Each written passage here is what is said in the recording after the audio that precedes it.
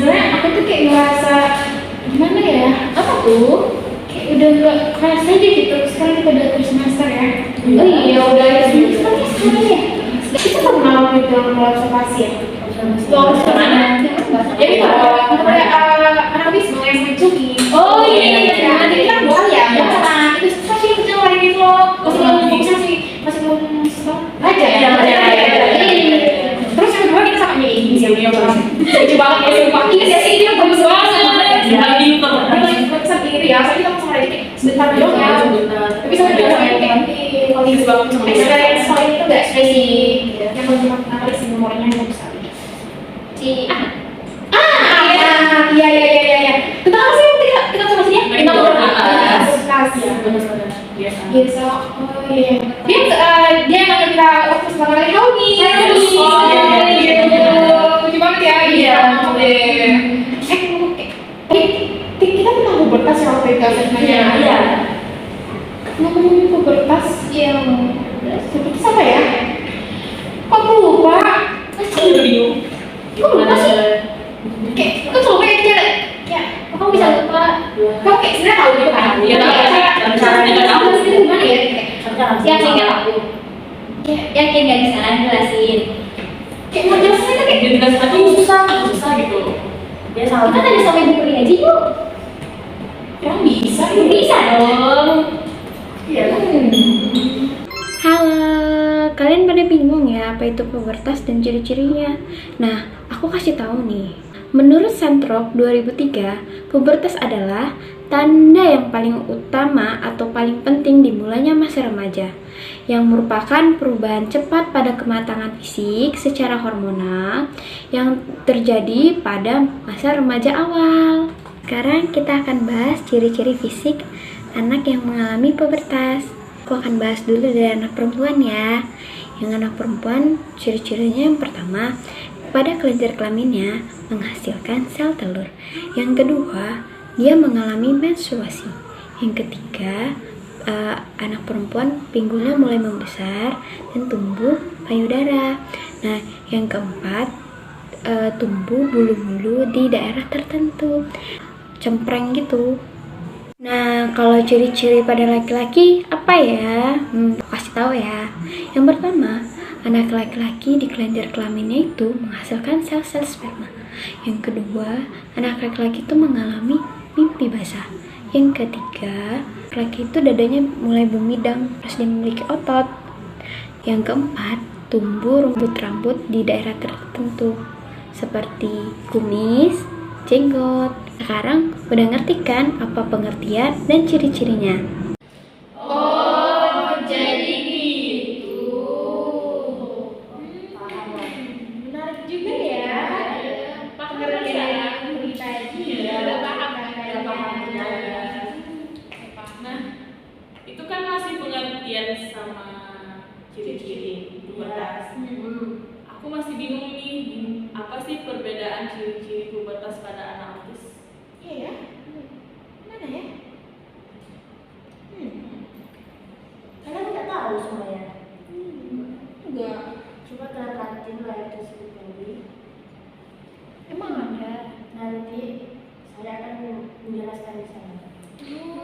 Pubertas pada anak dengan gangguan spektrum autisme dengan pubertas pada anak umumnya.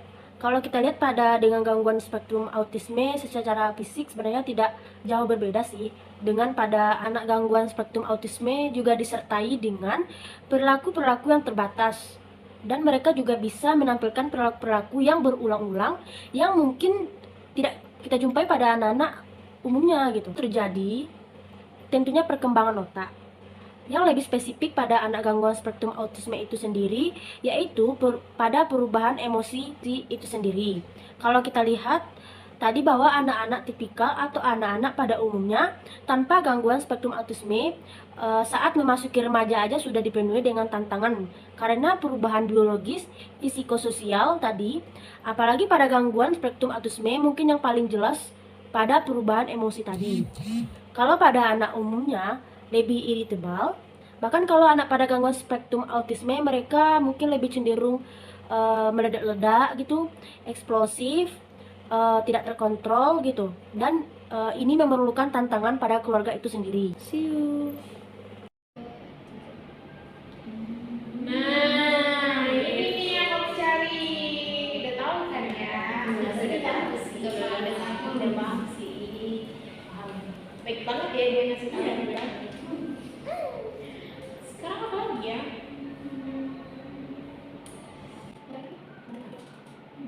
Oh yang kita karet ya? Ini namanya ekspresi. Tentang ekspresi juga sih? Ekspresi yang lain aku. Oh ya, ekspresi dalam apa? Dalam anaknya ya. Apa ya? Mana ya? Aku lupa.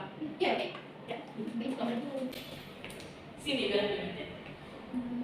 Oke. Aku situ. Boleh juga.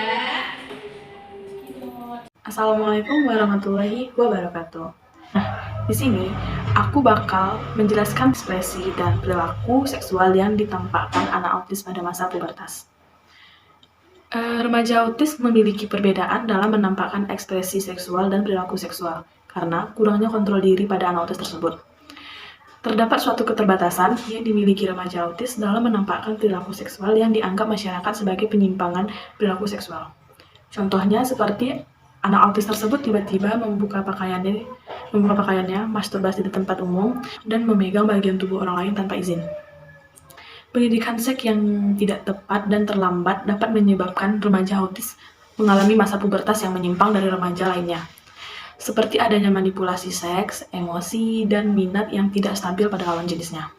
Hal yang membedakan pubertas pada remaja autis dan anak lainnya adalah bagaimana anak dengan autis merespon perubahan yang terjadi pada tubuhnya.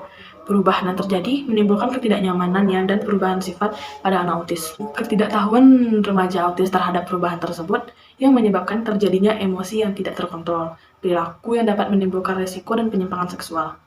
Pemberian pendidikan seks yang berbeda untuk anak autis dan remaja lainnya dilakukan untuk menghindari terjadinya perilaku seksual negatif, penyimpangan seksual, dan menjadi upaya preventif dalam mencegah remaja autis menjadi korban pelecehan seksual. Sekian yang dapat saya sampaikan. Assalamualaikum warahmatullahi wabarakatuh.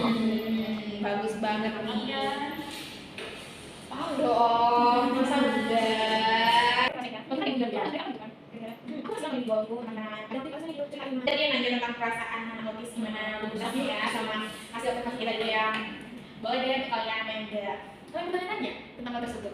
Nah sekarang coba lihat ke atas, coba lihat ke bawah, coba lihat ke samping lagi. Nah berarti bagus motorik kalian. Halo guys. Nah, untuk apa yang dirasakan oleh remaja autisme pada saat mengalami masa pubertas, terutama pada laki-laki, sebelumnya pembahasan ini aku kutip dari YouTube ini, dan juga dari sudut pandang seorang penyandang autis bernama Yan Se-lu, yang juga sebagai dosen muda. Nah, menurut Yan Se-lu, tantangan terberat pada saat ia mengalami masa pubertas adalah pada saat ia menahan hawa nafsunya. Untuk detailnya, pada saat ia melihat video atau foto tontonan dewasa, ia akan merasakan perubahan pada tubuhnya, terutama pada alat reproduksinya yang membesar. Jadi tantangan terberat yang ia rasakan pada saat mengalami masa pubertas adalah saat ia menahan hawa nafsunya. Nah, untuk pembahasan selanjutnya yaitu tentang laporan observasi kami di YPPA Padang. Kami melakukan asesmen dan juga wawancara kepada salah satu penyandang autisme bernama Hafiz yang berumur 17 tahun. Nah, hasil asesmennya menunjukkan bahwa perubahan fisik yang dialami oleh Hafiz sama seperti remaja pada umumnya, seperti jakunnya mulai timbul, dadanya tegap atau bidang, mulai tumbuhnya jenggot atau kumis. Nah, selanjutnya yaitu perubahan perilaku yang dialami Hafiz pada masa pubertasnya. Yang pertama itu ada Hafiz lebih bisa menghargai orang lain. Hafiz juga mulai bisa mengapresiasikan perasaannya melalui kata-kata. Hafiz juga mulai tertarik dengan lawan jenisnya, dan Hafiz juga bangga dengan hasil yang dicapainya. Nah, menurut hasil laporan dan juga wawancara kami, tidak terdapatnya perilaku menyimpang yang dialami oleh Hafiz pada masa pubertasnya. Baiklah, sekian, terima kasih. Bye-bye. Nah, sekarang udah pada paham kan semuanya? Udah dong. Bentar, aku mau review dulu bentar nih. Kita tadi bahas apa aja yang pertama? Pengabdian, terus ada ciri-ciri, terus ada perbedaan, terus ada ekspresi, terus apa yang dirasain sama gimana laporan observasi asesmen kita waktu itu ya. Baiklah, mohon maaf apabila ada kesalahan kata dari penyampaian kelompok kami tadi. Hidup kesepian tanpa kekasih. Sekian dan terima kasih. Wassalamualaikum warahmatullahi wabarakatuh.